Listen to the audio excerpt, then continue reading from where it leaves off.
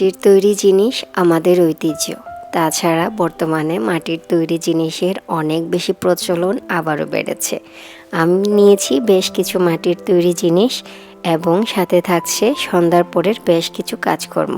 সেগুলো নিয়ে থাকছে আজকের ব্লগ। আশা করছি আপনাদের ভালো লাগবে।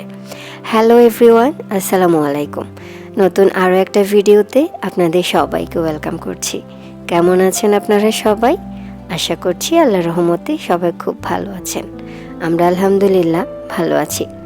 নতুন আরও একটা ভিডিও শুরু করতে যাচ্ছি। শেষ পর্যন্ত আমার সাথে থাকলে আশা করছি ভালো লাগবে। ভিডিও শুরুতেই বলবো, প্লিজ একটা লাইক দিয়ে তারপর ভিডিওটি কন্টিনিউ করবেন। আপনার ছোট্ট একটা লাইক আমার এই ছোট্ট ভিডিওকে আরও অনেকজনের কাছে পৌঁছাতে সাহায্য করবে। প্লিজ প্লিজ প্লিজ এই ছোট্ট হেল্পটুকু আমাকে করবেন।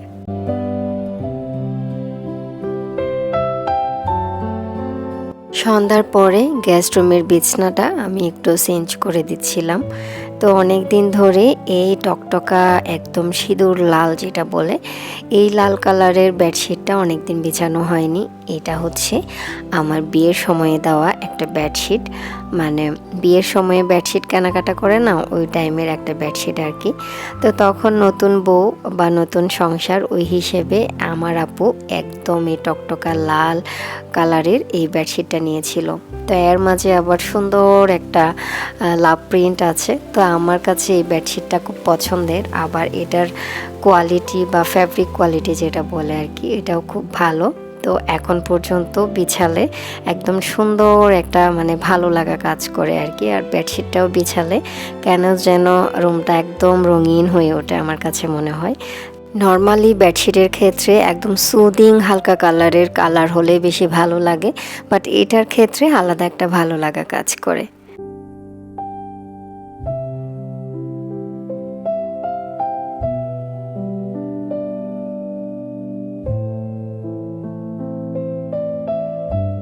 গোছানোর ক্ষেত্রে আমার সবথেকে বিরক্তিকর কাজ হচ্ছে কাপড় বাইরে থেকে এনে তারপর ভাঁজ করে করে আবার গুছিয়ে রাখা।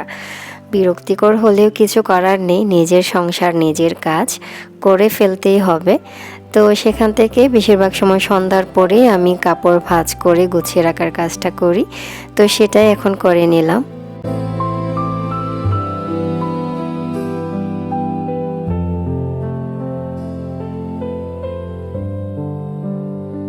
সেদিন রাতের জন্য কোনো রান্নাবান্না করা ছিল না, যা রান্না ছিল সব দুপুরেই শেষ হয়ে গিয়েছিল। তো রাতে আমার আসলে সেদিন খুব অলসতা লাগছিল, রান্নাও করতে ইচ্ছে করছিল না। মানে আলাদা করে একটা সবজি, আলাদা করে আবার মাছ বা মাংস কিছু একটা যে রান্না করব, মানে এরকম দুই পদের রান্না করতে ইচ্ছে করছিল না আর কি। শর্টকাটে কোনটা করা যায় সেটাই ভাবছিলাম। নর্মালি পাবদা মাছ সব সময় জাস্ট টমেটো দিয়ে একটু ভুনা করে খাই, সেটাই খুব ভালো লাগে আমরা দুজনের। তো সেদিন যেহেতু মানে কম রান্নার মধ্যে যেন হয়ে যায় রাতের খাবারটা, সেটাই যেহেতু চিন্তা করছিলাম। তো শর্টকাটে আমি জাস্ট হাফ বেগুন ছিল, তো হাফ সেই বেগুনটা কেটে নিয়ে আমি একটা টমেটো দিয়ে তারপরে হচ্ছে পাবদা মাছটা রান্না করছিলাম। নর্মালি ভুনা করে খাই, বাট সেদিন একটু তরকারি অ্যাড করেছি যেন আলাদা করে আমার সবজি বা ডাল রান্না করা না লাগে, তো যেন একটা আইটেম দিয়ে রাতের খাবারটা হয়ে যায় আর কি। তো এই তো আমি তরকারিগুলো দিয়ে দিচ্ছি। তরকারি বলতে একটা বেগুনের হাফ কেটে সেই হাফটাকে আবার ছোট ছোট করে কেটে তারপরে আমি রান্নাটা করে নিচ্ছিলাম। তো শেষে আমি একটু পানি দিয়ে দিলাম। এখন এটা হতে থাক।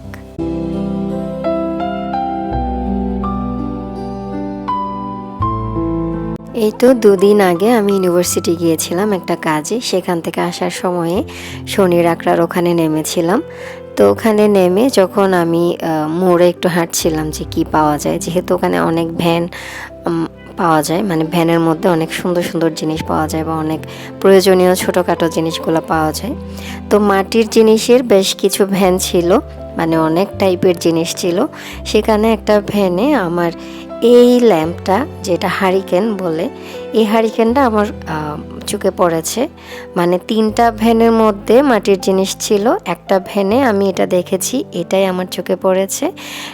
এবং এই একটাই ওনার কাছে ছিল। তো এটা দেখে আমার একদম ফার্স্ট ইমপ্রেশন যেটা বলে খুব পছন্দ হয়ে গিয়েছিল। তো এটা দেখতে খুব সুন্দর, প্রিন্টটাও খুব সুন্দর, আর হচ্ছে এটার নিচে একটা ক্যান্ডেল জ্বালিয়ে দিলে খুব সুন্দর আলো বের হবে। আর আজকাল এমনিতেও সবাই মাটির জিনিস আবারও ব্যবহার করা শুরু করেছে। মাটির জিনিস ব্যবহারে যেন আলাদা একটা স্থেটিক ভাইব আসে, এরকম একটা ব্যাপার আছে। তো সব কিছু চিন্তা করে আমি শোপিস হিসেব করে হারিকেনটা নিয়েছি। সাথে আরও একটা জিনিস নিয়েছি, এটা হচ্ছে কয়েল রাখার একটি স্ট্যান্ড। কয়েল রাখতে যেয়ে আসলে অনেক দুর্ঘটনার শিকার হয় অনেকেই। তো সেটা চিন্তা করে আমি মাটির জিনিসের মাটির স্ট্যান্ডের ভিতর কয়েলটা থাকলে দেখা যাবে আগুন লাগার যে ব্যাপারটা বা গরম হয়ে যাওয়ার যে ব্যাপারটা ওইটা হবে না তাড়াতাড়ি। তো ওই জন্যেই আমি সেফটি চিন্তা করে কয়েল রাখার স্ট্যান্ডটা নিয়েছি।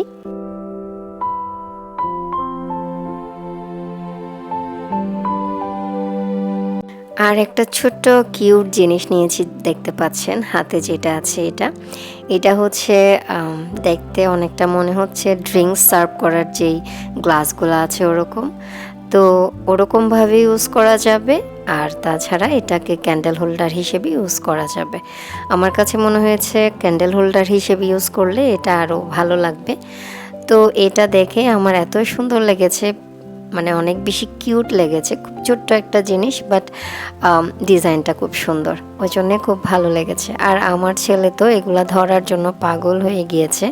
যেহেতু মাটির জিনিস, আমি আসলে খুবই ভয় পাচ্ছিলাম যে ও ধরলে কোনোভাবে যদি হাত থেকে সরে যায় তাহলে একদম পরে ভেঙে যাবে। জোহানের বাবা এসে দেখার আগেই দেখা যাবে যে জিনিসটা ভেঙে গিয়েছে, এরকম একটা ব্যাপার।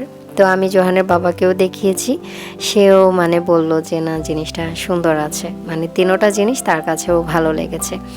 আমি আসলে কোথাও কোনো একটা জিনিস পছন্দ হলে বা অনলাইনে কোনো একটা জিনিস পছন্দ হলে তার কাছ থেকে যে একটা অনুমতি নিব বা দেখো তো কেমন সুন্দর, এই ব্যাপারগুলো আমি আগে করি না। দেখা যায় সে ছেলে মানুষ, পুরুষ মানুষের আসলে এসব দিকে খুব একটা বেশি মনোযোগ থাকে না, বুঝবেও না। ওই জন্য হ্যাঁ নাও এরকম বলবে কি না, ওটার জন্য আমি ভাবি যে নিয়ে ফেলি, বাসায় নিয়ে আসার পরে যখন ওকে দেখাবো দেখা যাবে পছন্দ করলে করলো, না করলে নাই, বাট তখন আর কিছু বলতে পারবে না। বাট নেওয়ার আগে যদি বলি যে এটা নেই, তখন দেখা যাবে কিছুকে বলবে হ্যাঁ নাও, আবার কিছুকে বলবে না দরকার নেই। তো ওই জন্য আমি করি কি, আমি নিজে নিয়ে আসি অথবা আমি কিনে ফেলি, তারপর ওকে দেখাই। তো তখন তো আসলে মানে আর কিছু বলতে পারে না। আর আমরা গৃহিণীদের আসলে সংসারের জিনিসপত্র কিনতে যাদের ভালো লাগে তাদেরকে কোনো কিছু দিয়ে আটকে রাখা যাবে না, না বললেও দেখা যাবে কোনো এক সময় সেটা নিয়ে ফেলছি, কিছু করার নেই।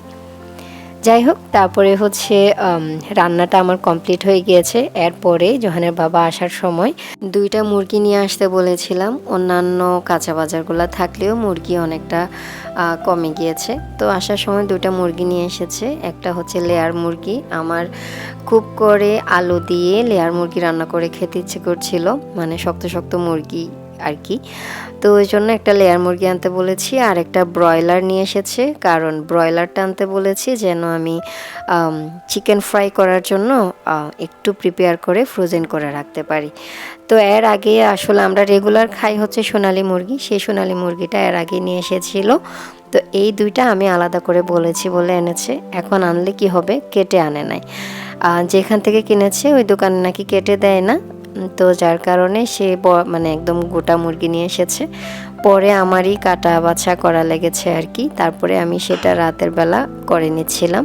লেয়ার মুরগিগুলো কাটতে এত যে কষ্ট হয়, এগুলো যে এত শক্ত, আমি আসলে আগে কখনো কাটি নাই, যার কারণে আমার এক্সপিরিয়েন্স ছিল না, ভীষণ কষ্ট হয়েছে। এটা জানলে আসলে আমি এরকম গোটা মুরগি কখনোই আনতে বলতাম না।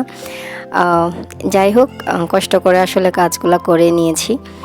তো আজকে আমার ভিডিওটা যারা প্রথম দেখেছেন, যদি ভিডিওর কোনো একটা অংশ আপনার কাছে ভালো লাগে তাহলে প্লিজ একটা লাইক দিয়ে দিবেন, এবং সাথে আমার পাশে থাকতে চাইলে আমার চ্যানেলটা সাবস্ক্রাইব করে দিবেন। এতে করে আমি যখনই ভিডিও আপলোড করব আপনার কাছে নোটিফিকেশন চলে যাবে, আপনি আপনার সময় সুযোগ মতো আমার ভিডিও দেখে নিতে পারবেন। মুরগি কাটা বাছা করে আমি এতটাই টায়ার্ড হয়ে গিয়েছিলাম, আর কোনো ভিডিও আসলে নেওয়া হয়নি। যাই হোক, আজকের ভিডিও এখানে শেষ করতে যাচ্ছি। নেক্সট ভিডিওতে আপনাদের সাথে আমার আবারও দেখা হবে, আবারও কথা হবে। Till then take care and thanks for watching this video.